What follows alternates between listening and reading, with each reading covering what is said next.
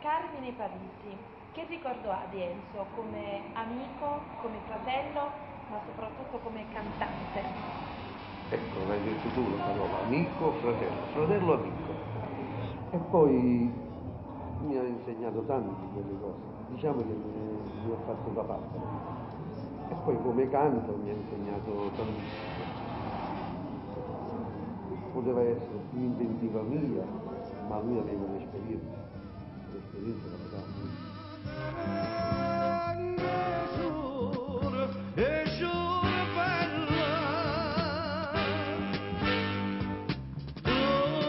E secondo te Nola quanto ha perso con la scomparsa di Enzo Parisi? Ha perso tanto. Cioè, Artisticamente parlando. Ha perso tanto. Ti sei avvicinato alla festa di Gigli e alla musica in particolare. Grazie a lui. Grazie ad Enzo. Sì. Enzo però non ha avuto, per mancanza di tempo, chiaramente la fortuna che hai avuto tu di esibirti su un palcoscenico totalmente diverso come quello del Portogallo. Ma in Italia sì, è uscito fuori. Non so, è stato Assisi, quando abbiamo portato i giri a Assisi, a Milano. Devi tanto adesso? Sì, sempre grazie ad Enzo. Ma tutti i cantanti che cantano devono dire sempre grazie, Enzo.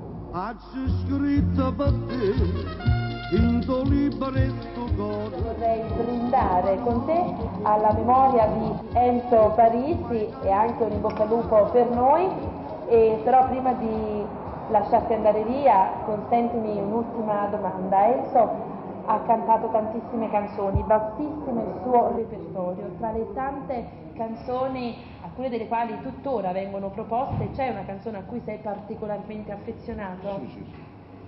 Qual è?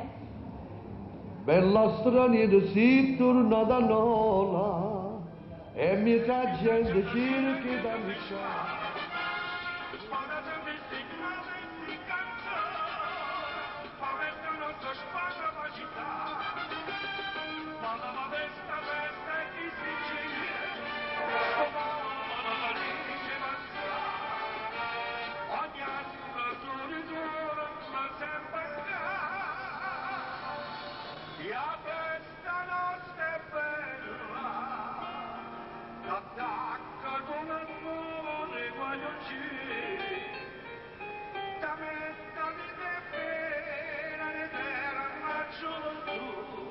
Perciò chi amena non sa storia